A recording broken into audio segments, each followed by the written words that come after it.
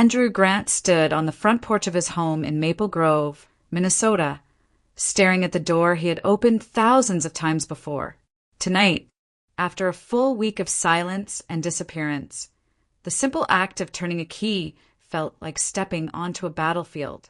The cold November air pressed against his back, but the chill came from within.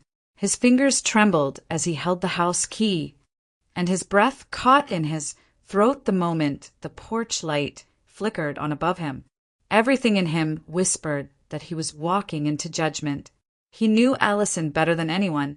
20 years of marriage had taught him every rhythm of her moods, every shade of her disappointment, every quiet shift in her expression when something didn't sit right with her.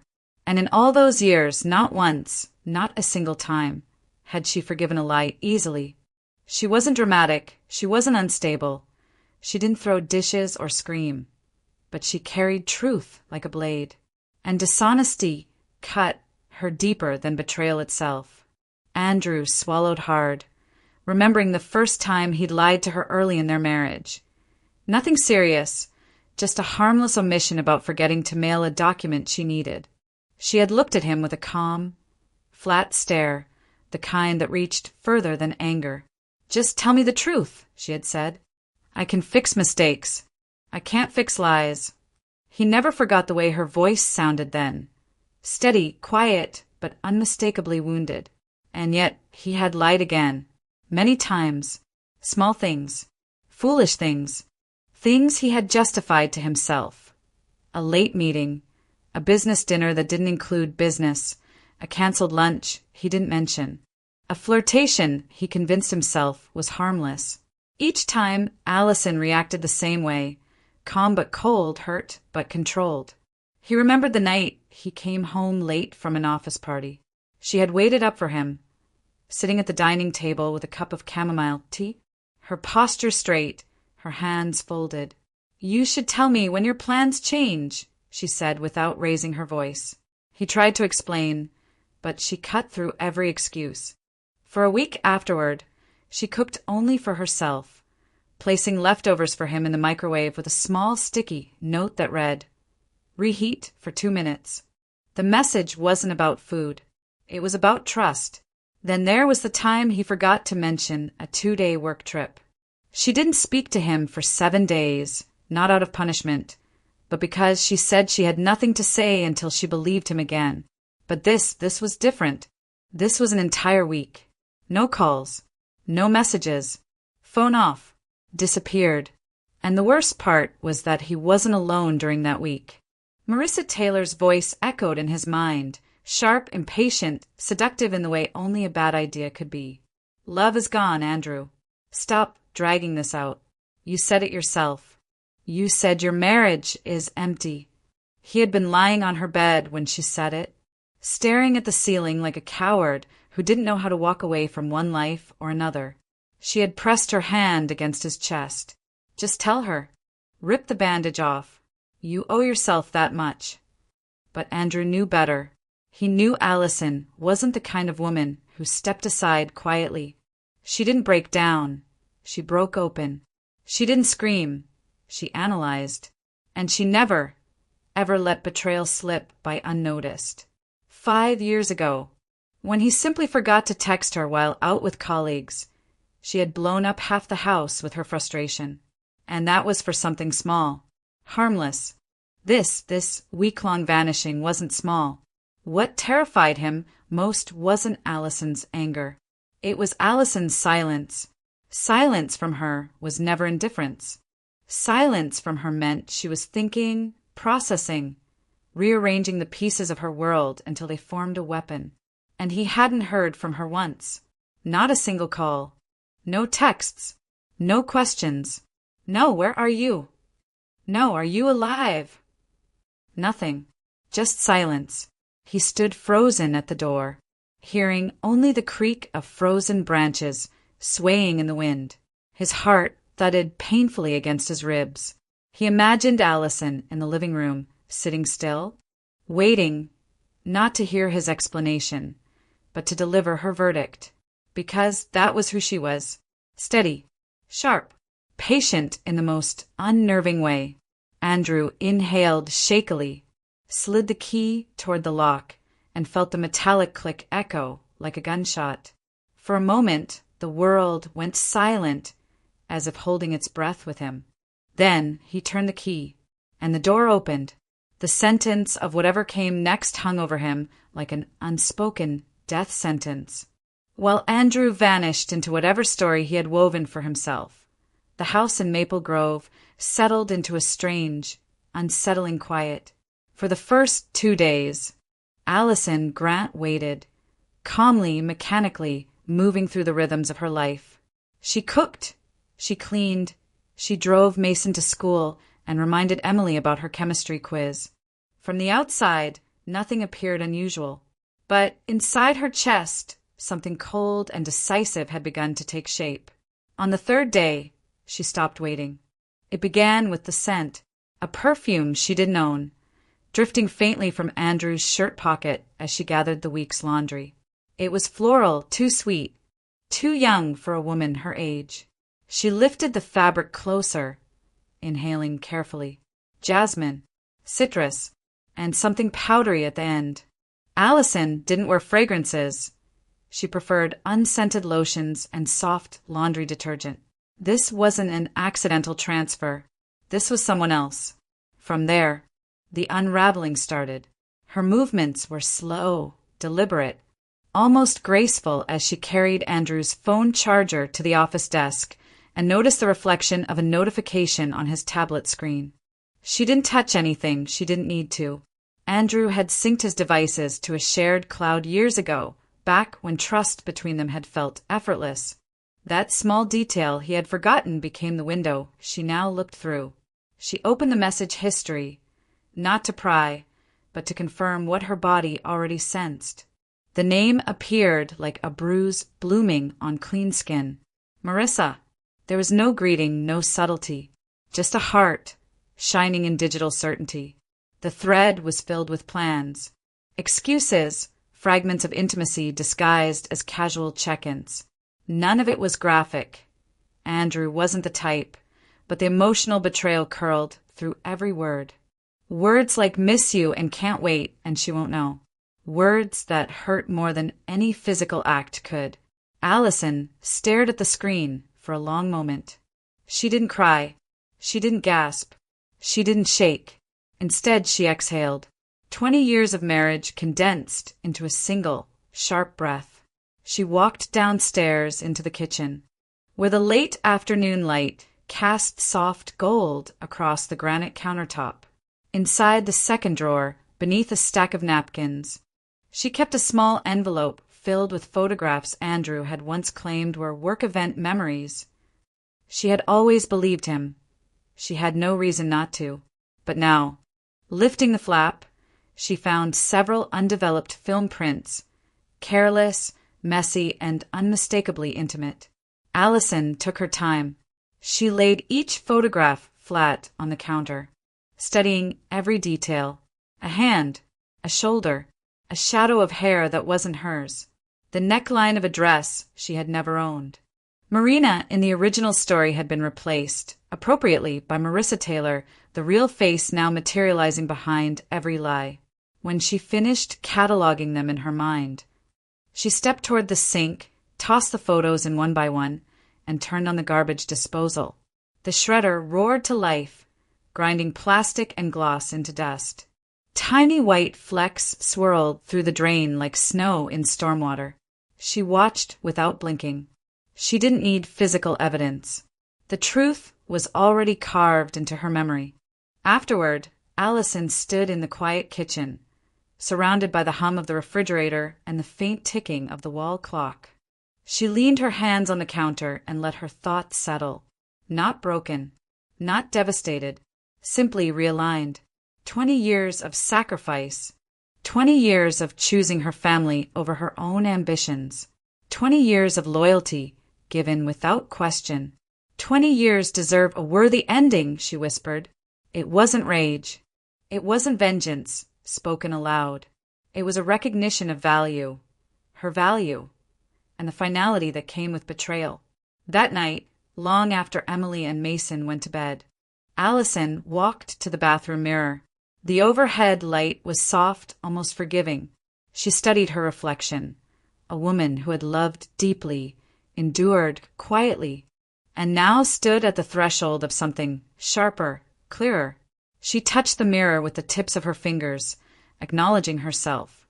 Not the wife, not the mother, but the woman beneath all of it. Tomorrow, she told herself, the plan begins. And for the first time in years, her expression didn't look tired. It looked awake. The next morning unfolded with unsettling precision, as if the house itself sensed the fragile balance holding everything together. Dawn filtered through the kitchen blinds, casting soft stripes of light across the tile floor. The heater clicked on, sending a faint hum through the rooms. In every way, it looked like an ordinary Thursday morning in Maple Grove, but nothing felt ordinary. Allison moved through the kitchen with a calmness that felt unnatural, too measured, too quiet, too composed.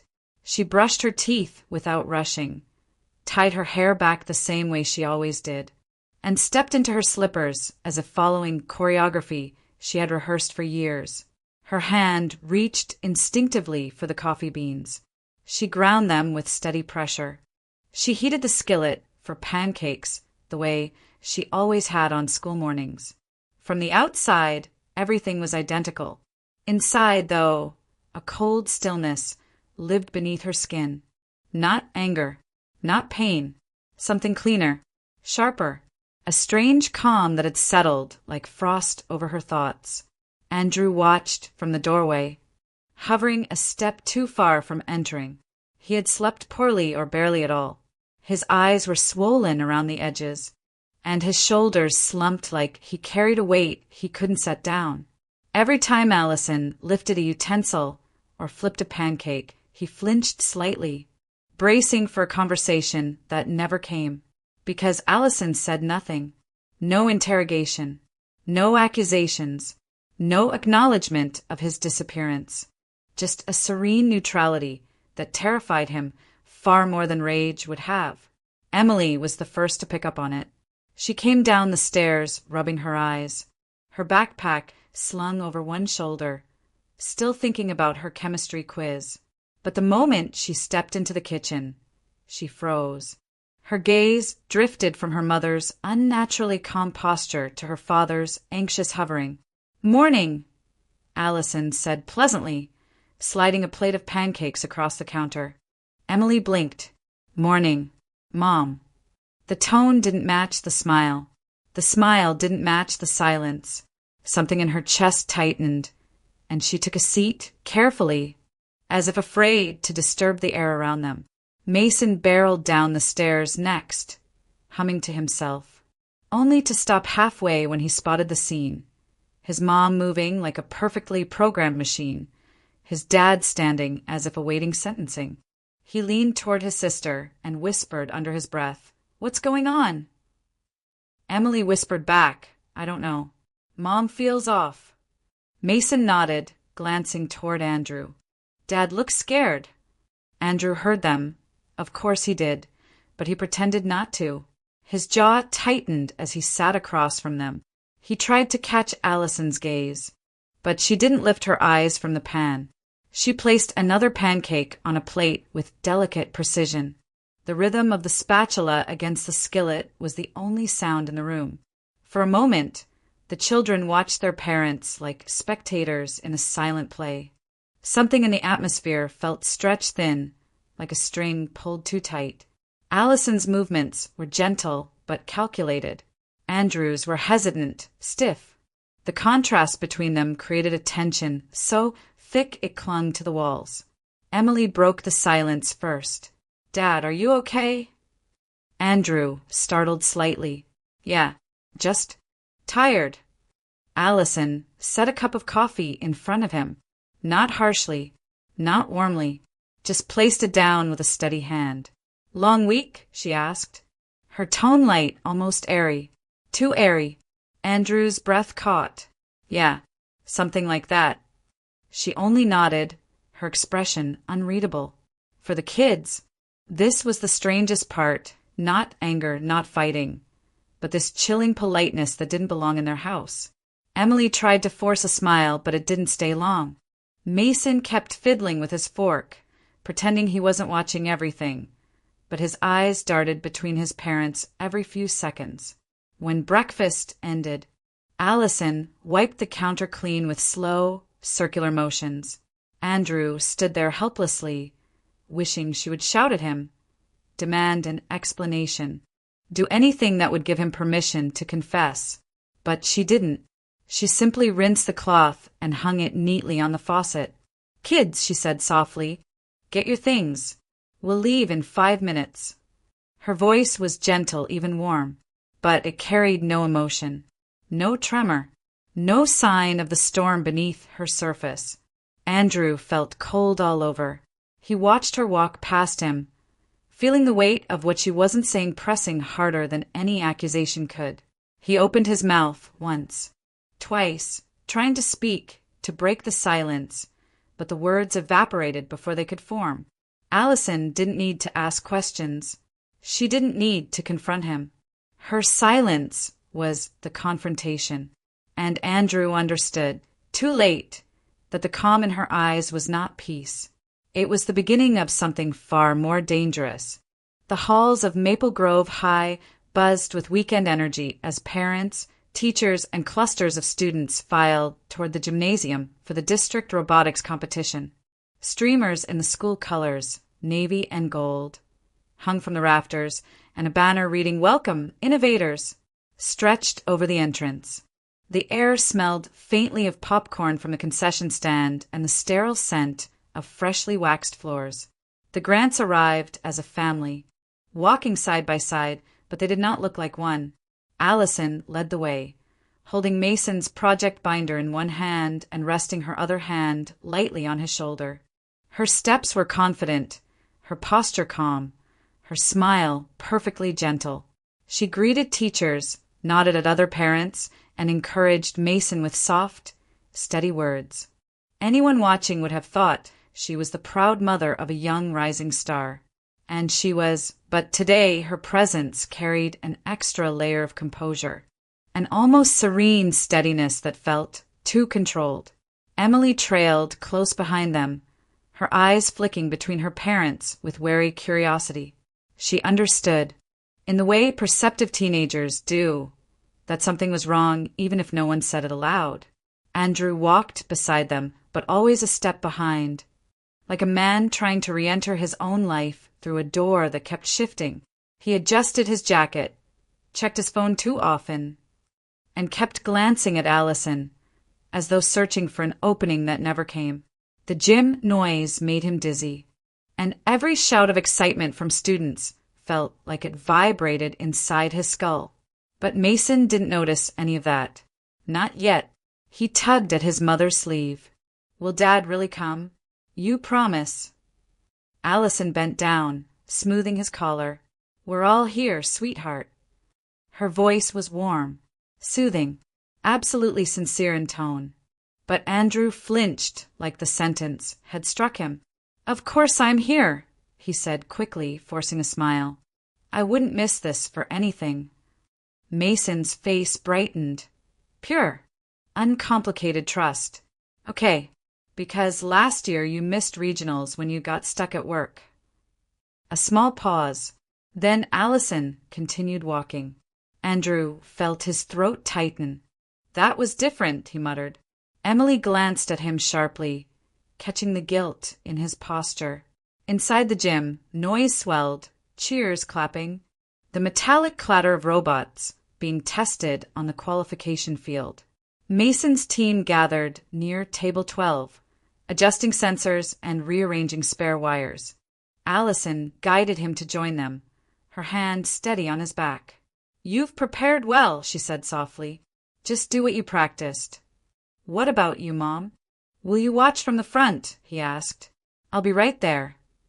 Her smile didn't waver. Andrew watched her help Mason settle in, noting how effortlessly she blended into the moment, how normal she appeared. It unsettled him. He had expected a cold shoulder, a private confrontation. tension simmering beneath each breath. But Allison's composure was flawless, unbreakable, far more terrifying than anger. He took a seat in the bleachers beside Emily. That was when his phone vibrated. A message lit up the screen. "Marissa, did you talk to her yet?" "Marissa, Andrew?" "I'm waiting." He turned the phone face down, pulse spiking. Emily noticed. "Work?" she asked, her voice neutral but her eyes sharp. "Something like that," he said. Allison walked up the bleachers and sat at the far end of their row, a few seats away, not distant enough to seem unnatural, but far enough to draw a subtle line. She crossed her legs, folded her hands at her lap, and watched the arena with calm interest. The juxtaposition was suffocating. Allison, serene, steady, composed. Andrew, jittery, sweating, eyes darting to his phone. Emily, stiff with suspicion. Mason, hopeful, unaware. The announcer called for the first round. The robotic platforms whirred to life. Mason stepped forward with his team, clutching the controller, glancing back just once to confirm his parents were watching. Allison gave him a reassuring nod. Andrew forced a thumbs up. Another vibration buzzed against his leg. Andrew's hand twitched toward his phone. "Marissa, you promised. Don't chicken out." He shut his eyes for a moment, wishing his guilt weren't so loud. In the middle of a cheerful school gym, surrounded by families cheering for their children, Andrew felt like a stain on a perfect photograph. Because here they were, a picture-perfect family supporting their son. And he was the crack running through the frame. The round began. The crowd cheered. Mason smiled. Only Allison remained perfectly still, watching it all with a quietness so deliberate it almost shimmered. Her plan had already started. Andrew just didn't know it yet. The competition ended with cheers spilling across the gym. Mason's team placed second, an achievement that lit his entire face with pride. Parents gathered, taking photos, exchanging congratulations, and promising celebratory ice cream stops on the way home. From the outside, the Grants looked like every other happy family filing out into the crisp Minnesota afternoon. But beneath that normalcy, something precise, something intentional, was already unfolding. Emily spotted a group of friends near the flagpole and waved to her mother. "They're going for burgers. Can I go?" Allison didn't hesitate. "Of course," she said warmly. "Be home by 9. Emily blinked, surprised by how easily the permission came. "Thanks, Mom," she murmured, then shot another quick glance toward her father, who looked anything but stable. She didn't say it aloud, but something inside her whispered that leaving her parents alone felt risky. Mason tugged at Allison's sleeve next. "Mom, can I go to Grandpa Harold's? He said he'd show me how to solder better joints for next year's robot." Allison smiled gently, brushing a hand through his hair. "He'll love that." "Yes. Let's drop you off." Andrew's stomach sank. With Emily going out and Mason spending the evening with his grandfather, the carefully balanced shield of family presence was dissolving. He felt suddenly exposed.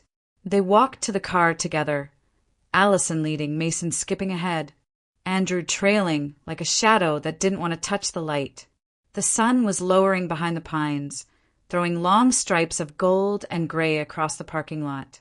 The drive to Harold's house was filled with Mason's excited chatter. Allison responded with perfect maternal warmth. Andrew tried to contribute, but his voice came out thin, barely audible. He kept glancing at the rearview mirror, not at the cars behind them, but at his own reflection, as if checking whether guilt was written across his forehead. When they reached Harold's driveway, Mason bolted out of the car, clutching his project binder. Harold opened the door, waving, beaming with pride. "You did great today. Champ." Harold called. "Mom said I can stay for a few hours." Mason shouted back. Allison leaned over the passenger seat. "Call me if you get tired." "I won't." Mason yelled before disappearing into the house. Harold gave a friendly wave to both parents. But he paused for a split second when his eyes met Andrew's, brows knitting slightly, sensing something unspoken beneath the surface. Then he nodded and closed the door. The moment the door clicked shut, the world went quiet. Allison buckled her seatbelt with slow, deliberate ease. Andrew stood frozen outside the car for a moment, breathing the chilly air as if it might give him courage. Then he slid into the passenger seat beside her. The silence inside the car was immediate, thick, charged, pressing against his lungs. Allison turned the key. The engine hummed. They didn't drive off right away. She stared through the windshield, her voice calm, almost serene. "It's been a long day." Andrew swallowed. "Yeah, Mason did great." "He did." She nodded. "You must be proud." Her tone was polite, controlled. That frightened him more than fury could have. They pulled out of the driveway. The street was quiet, lined with bare maple trees and winter-dead lawns. The faint hum of the heater filled the car. 3 blocks later, Allison spoke again. "Tonight," she said softly, her hand steady on the wheel, "I'll show you something interesting." Andrew's heartbeat stopped for half a second. Her voice didn't shift, didn't sharpen. It was smooth, almost gentle. "Something I've been working on for 2 months. Andrew's breath hitched. His fingers tightened around his seatbelt strap. The words crashed into him like cold water, sending panic through every nerve. 2 months. 2 months ago was when things with Marissa had escalated. His throat constricted painfully. His palms began to sweat. His mind raced through every possible secret she might have discovered. Every message, every late night, every small lie he thought had dissolved into the air. "Allison," he whispered, "what do you mean?" She didn't look at him. "You'll see." He felt like the temperature inside the car had dropped 10 degrees. The road stretched ahead in a blur, but Andrew barely registered the scenery. He stared at her profile, the calm expression, the relaxed shoulders, and felt dread coil tightly around his spine. She didn't sound angry. She didn't sound hurt. She sounded prepared.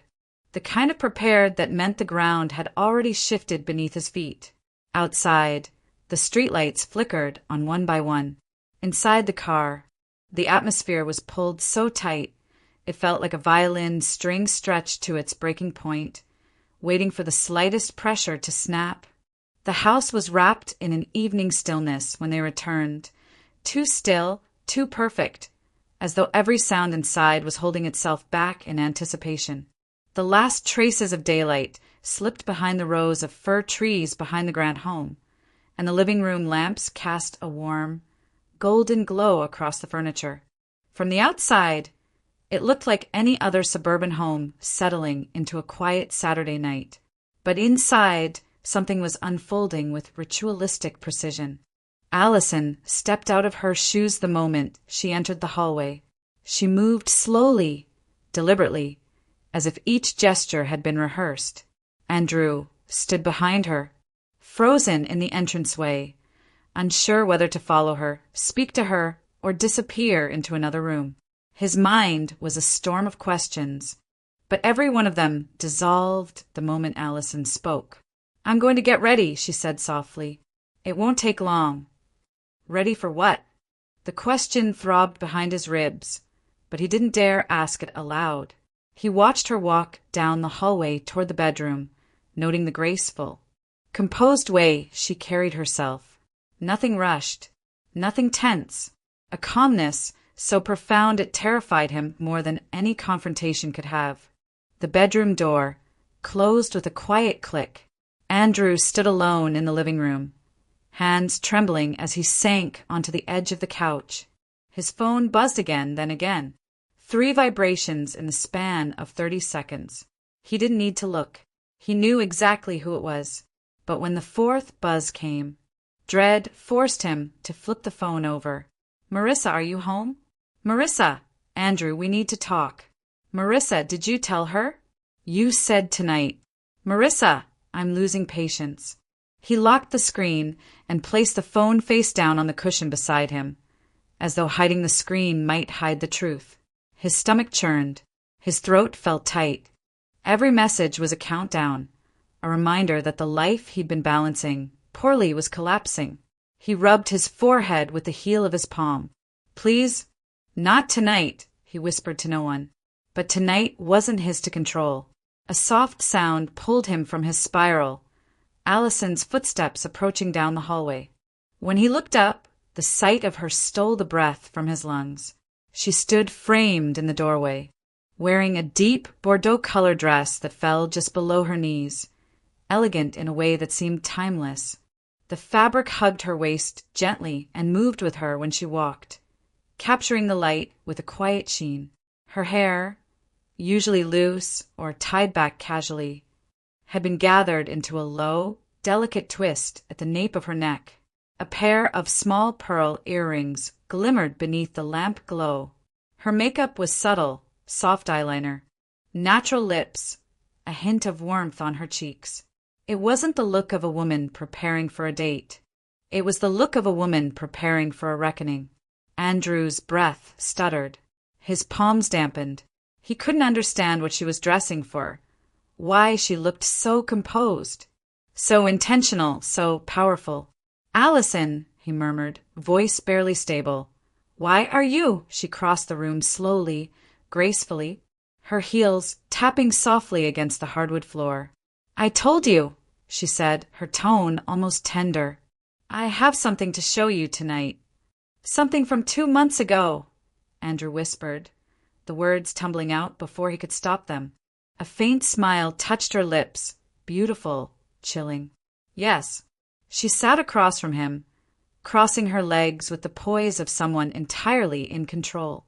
Her eyes calm, observant, studied him with quiet intensity. The softness of her voice didn't match the sharp intelligence behind her gaze. This was the Allison who never needed to shout to make herself understood. The Allison who could break someone with silence alone. He tried to steady his breathing. He failed. His phone buzzed again.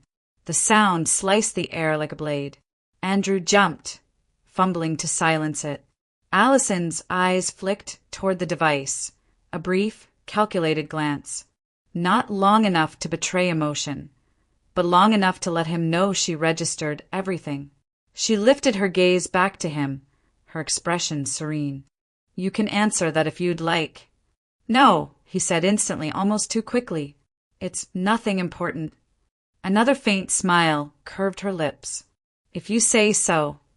She leaned back slightly, hands resting lightly in her lap, her posture relaxed, but her presence filled the entire room. She wasn't angry. She wasn't grieving.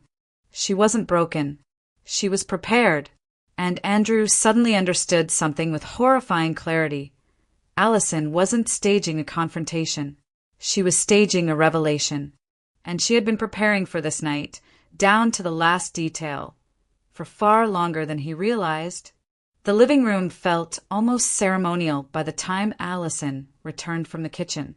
She carried a small porcelain tray, the good one, the one she usually saved for holidays or when her father visited. On it sat a teapot of jasmine tea, 2 cups, and a bowl of honey. Everything arranged with quiet precision. Andrew watched her approach with a dread that crawled beneath his skin. "Allison, we don't have to do this right now," he murmured. She smiled gently, pouring the tea with steady hands. "Sit with me." The softness of her tone left him no room to decline. He sank into the armchair across from her, feeling like a schoolboy summoned by a teacher who already knew the truth. The warmth of the room felt oppressive, like the air itself was pressing down on him. Allison handed him a cup. Her fingers never shook. Andrew's did. "Thank you," he whispered, taking it with both hands to hide the tremble. She sat back on the couch, legs crossed, posture graceful and relaxed. Every movement was elegant, composed, and utterly terrifying. For a moment, neither of them spoke. The silence wasn't empty. It had structure, weight, purpose. Allison was the one who finally broke it. It's interesting, she said quietly, stirring a spoonful of honey into her own cup, how time teaches us to notice things we once overlooked. Andrew swallowed hard. What do you mean? She didn't answer right away. Instead, she took a slow sip, the steam curling around her face in delicate wisps. When she set the cup down, she looked at him, fully directly. Her eyes were calm, but her gaze held a depth that made his pulse spike.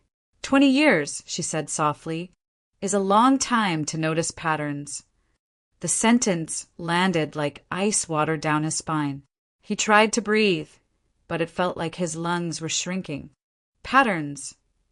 She nodded once, lightly. Everyone has them. You, me, our children. Most people never look closely enough to see them.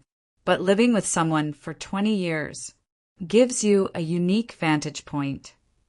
He forced a shaky smile. I suppose so. But Allison wasn't smiling anymore. I've learned, she continued, still in that same gentle, unhurried voice, that silence reveals more than words do. People think lying is about what they say, but often it's about what they avoid saying. Andrew's grip tightened around the teacup. His knuckles whitened. She wasn't accusing him, not directly. She wasn't yelling. She wasn't even angry. That made it worse. Allison, if I've done something to upset you. Oh, Andrew, she cut in softly. This isn't about upsetting me. Her interruption wasn't sharp. It wasn't cruel. It simply folded over his words with the quiet confidence of someone who held the map to the entire conversation. He felt stripped bare. She leaned back, folding her hands neatly in her lap. You've had a long week, haven't you? The question was simple, neutral, but it felt like a spotlight trained on the darkest corner of his life. I didn't mean to worry you, he whispered. I didn't say I was worried, she replied gently. His heart slammed against his ribs. Every answer he gave felt like stepping onto cracking ice. They sat in silence again, the tension coiling tighter, almost physical. The ticking clock on the mantelpiece grew louder with each second. Andrew set his teacup down, afraid he might drop it. Allison, please, if you have something to say, just say it. She tilted her head the slightest bit. I'm saying it. No, you're not, he whispered. I am, she corrected softly, just not in the way you expect. Her calmness was suffocating. She took another sip of tea, her eyes never leaving his. People reveal themselves, she murmured, sometimes intentionally, sometimes through the small things. A change in routine, a forgotten detail, a misplaced item. She let that hang in the air before adding, sometimes through absences. A full week away, his blood ran cold. He opened his mouth, maybe to confess, maybe to defend himself, maybe to deny everything, but no words came out. His throat was locked. Allison leaned forward, resting her elbows lightly on her knees. Her voice softened further, almost to a whisper. Andrew, I've learned that when the truth is ready, it doesn't need to be forced. It simply arrives. He felt bile rise in his stomach. She wasn't asking him to confess. She was letting him sit in the awareness that she already knew. The false calm thickened around them, compressing the space until breathing felt like a luxury. Allison reached for her cup again, her expression serene. Drink your tea before it cools. Andrew's hands shook as he lifted the cup. The conversation had been polite, quiet, almost tender, but every word she spoke was a scalpel, slicing through the facade he was desperately trying to hold together. And the worst part was that she hadn't raised her voice once. The tea on the table had barely cooled when Allison stood up, smoothing the skirt of her Bordeaux dress. Her movements remained fluid, graceful, almost peaceful. Andrew's pulse thudded in his ears. He watched her cross the living room, not with anger, not with urgency, but with the quiet assurance of someone who already held the outcome in her hands. Allison, he whispered, his voice thin, What are you doing?" She didn't answer. Instead, she retrieved her laptop from the credenza near the dining room. The way she carried it, carefully, intentionally, made Andrew feel like he was watching someone lift a casket lid. She returned to the coffee table, set the laptop down, and opened it. The screen glow illuminated her calm face. Andrew's hands began to shake. She typed in her password with steady fingers. No dramatic pause. No theatrical emphasis. Just quiet efficiency. Then she turned the laptop toward him. "Let's start here." His stomach dropped. On the screen was a list of message backups. iCloud logs. Not hacked. Not stolen. Simply synchronized, a setting he himself had activated years ago and forgotten about. A completely legal, completely standard feature of Apple's shared environment. "Allison," his voice cracked. "I didn't mean—" She raised a hand, not to silence him, but to maintain the steady pacing of what she'd prepared. "No rush," she said softly. "We'll go step by step." Her gentleness was unbearable. She clicked on a message thread. Marissa Taylor. Hundreds of texts scrolled before him. Dates, times, locations. Plans. Excuses. Apologies. Flirtations. Promises. He felt physically ill. Allison scrolled with two slow, controlled motions of her fingertip. "I didn't read everything," she said calmly. "Just enough for context." He almost choked. Just enough felt like a blade pressed to his throat. Next, she opened a folder labeled neatly, Documentation. October to December. His breath seized. Inside were subfolders, receipts, photos and screenshots, timeline notes, call logs, patterns, each one dated, each one organized, each one undeniable. Andrew's mouth went dry. "Allison, you've been tracking this? For how long?" She didn't look at him when she answered. 2 months. The words hit him harder than any accusation could. 2 months. 2 months of her quietly gathering everything. 2 months of her piecing together a map of his betrayal. 2 months where she had acted normal, gentle, steady, patient. 2 months where he had assumed she suspected nothing. Her next click opened the receipts folder. "Here," she said softly, "I traced your card statements. Dinner charges, you told me, were working late. Hotel transactions. Rideshare logs." He'd forgotten she had access to the joint statement. Forgotten that receipts arrive automatically in email archives neither of them ever deleted. "All legal," she added gently. "Just information any spouse in a shared household can see." Andrew buried his face in his hands. Shame boiled up, thick and suffocating. But Allison wasn't finished. Not harshly, not triumphantly, just completing what she had prepared. She opened the photos folder. Images appeared, GPS tagged, pictures Marissa had sent him. Not explicit, but intimate. A hand holding coffee on a cafe table. A selfie outside a hotel. A blurred shot of 2 wine glasses. Allison did not linger on them. She simply said, "These were stored in the cloud. I didn't manipulate or retrieve them unlawfully. They were already there." He felt sick. I never meant for things to." Again, that gentle hand lifted in quiet interruption. "I know." Those 2 words hurt more than fury ever could. Then she opened the final document, a timeline chart. Color-coded, chronologically aligned, detailed, dates of his absences, his excuses, correlated with receipts, correlated with text messages, correlated with Marissa's photos, all bound together in a precise pattern. She wasn't frantic. She wasn't emotional. Her tone stayed even, almost soothing. "I didn't want to react out of anger," she said. "So I waited. I watched. I verified everything before I let myself feel anything." He stared at the screen, then at her, this composed woman in a Bordeaux dress, sitting across from him like a judge who didn't raise her voice because the evidence was louder than any verdict. "Allison," his voice cracked. Please, she closed the laptop slowly. This, she said with a calmness that cut straight through him, is everything I gathered in 2 months. He felt himself unravel. Not because she screamed, not because she accused him, but because she had faced his betrayal with intelligence, clarity, and terrifying patience. And now that she had laid the truth bare, he understood something he had never understood before. He wasn't losing his wife. He had already lost her 2 months ago.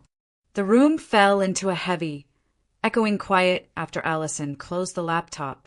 The click of the latch sounded like the closing of a door Andrew could never reopen. He stared at the polished surface of the coffee table, breathing hard, shoulders trembling under the weight of everything he had just seen. His chest felt tight, as though the air around him had thickened beyond what human lungs could hold. Then the breakdown came. "Allison, please!" His voice cracked immediately, raw and unsteady. I didn't mean for things to get this far. I swear. It was stupid. I was stupid. I don't even know why I wasn't thinking. He wasn't coherent. He wasn't composed. He wasn't the man she had married. He was a shaking figure on the edge of collapse. He moved forward as if to reach for her hand. But halfway there, he stopped because she wasn't leaning away or recoiling. She was simply still, and that terrified him more than any rejection could have. "Allison, please say something," he whispered desperately. "Yell at me. Throw something. Tell me I ruined everything. Just don't sit there like this." Her eyes softened, not with forgiveness, but with a calmness he couldn't decipher. She folded her hands gently in her lap, the pearls in her ears glinting faintly under the lamp. "I'm not going to yell," she said quietly. He let out a broken breath, shaking harder. "Why not? I deserve it." "Yes," she answered with devastating calm. "You do." The words were soft, but they hollowed him out instantly. He dropped his head into his hands, fingers clawing at his hair. "I'm sorry. I'm so sorry. I can fix this. I'll end it. I'll do whatever you want. Just don't give up on us." Allison watched him quietly, studying him the way a scientist observes a specimen under a microscope, not with cruelty, but with clarity. "And if I don't yell," she asked softly, "if I don't break anything, if I don't fall apart, does that scare you more?" He looked up, eyes wet. "Yes." She nodded. "Good." Her calmness was not indifference. It was intentional, measured, controlled. "I needed time," she continued, "to think, to understand what I wanted. So I didn't confront you right away. I didn't let emotions steer this." He blinked rapidly, trying to steady his breathing. She reached for a folder on the table. Not the laptop this time, but a plain manila folder he hadn't noticed earlier. She set it down gently between them. Andrew stared at it like it might explode. Inside were neatly clipped pages. He hesitated. What is this?" "Information," she said. "Options." His skin prickled. "Options for what?" "For what comes next." His throat constricted. Allison continued, her tone even, almost professional. "I spoke to a lawyer last week, just to understand the landscape. Minnesota is a no-fault divorce state, meaning I don't have to prove anything to proceed." He felt the blood drain from his face. "Our assets," she went on, "would be divided equitably, not equally, equitably, based on duration of marriage, income, contributions."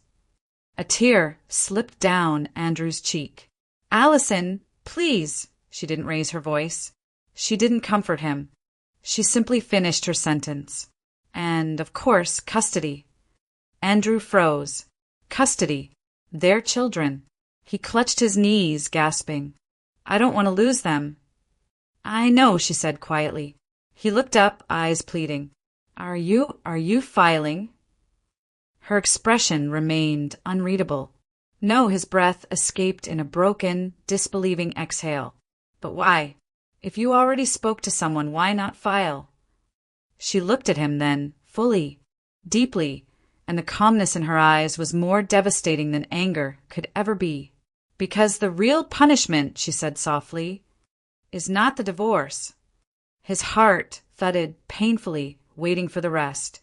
The real punishment, she continued, is watching yourself, living with what you did, seeing the consequences of your choices reflected back at you every day.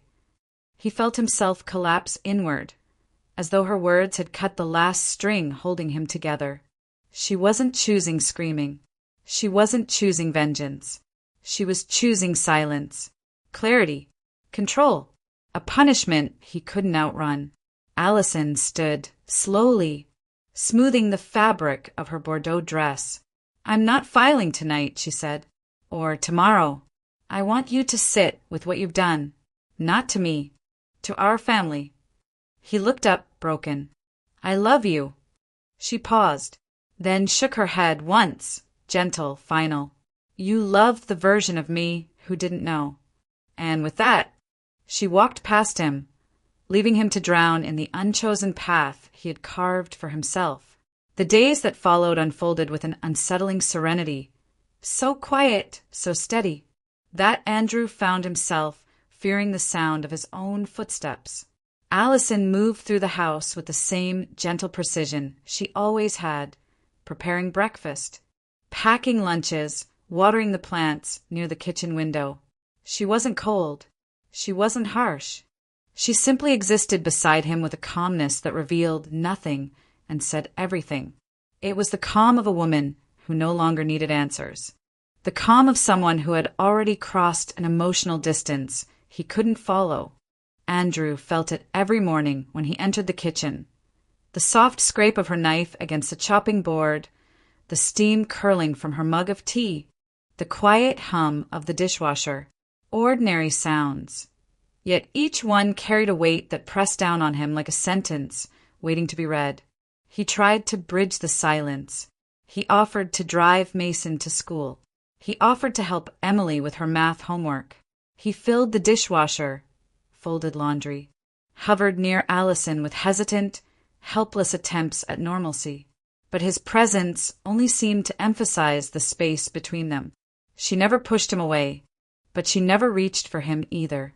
Living with her felt like living in a museum where every gesture was deliberate, every silence intentional, every glance a reminder of the truth he wished he could undo.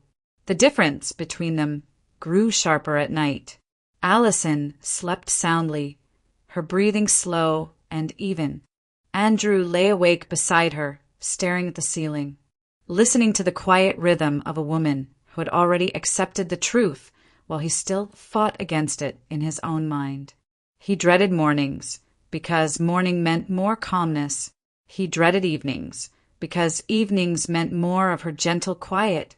He dreaded everything, really, except those brief moments when she let her guard fall just enough for him to hope. But hope died quickly. On the third evening, after the kids went to bed, Allison sat in the living room reading a book. Andrew sat across from her, pretending to scroll through his phone, but really watching her every subtle movement, the way she tucked a strand of hair behind her ear, the way she turned each page slowly, the soft crease that formed between her brows when a passage captivated her. He finally gathered the courage to speak. "Allison," he whispered, "are you going to leave me?" She didn't look up. "If I were going to leave, you wouldn't be asking that question." He swallowed hard. Then what happens now? She marked her page with a ribbon, closed the book gently, and set it on the coffee table. When she lifted her gaze, her expression was calm, not forgiving, not bitter, just calm. "Now," she said softly, "you live with what you did." His breath stuttered. I am living with it. Every second." "I know," she replied. "That's the point."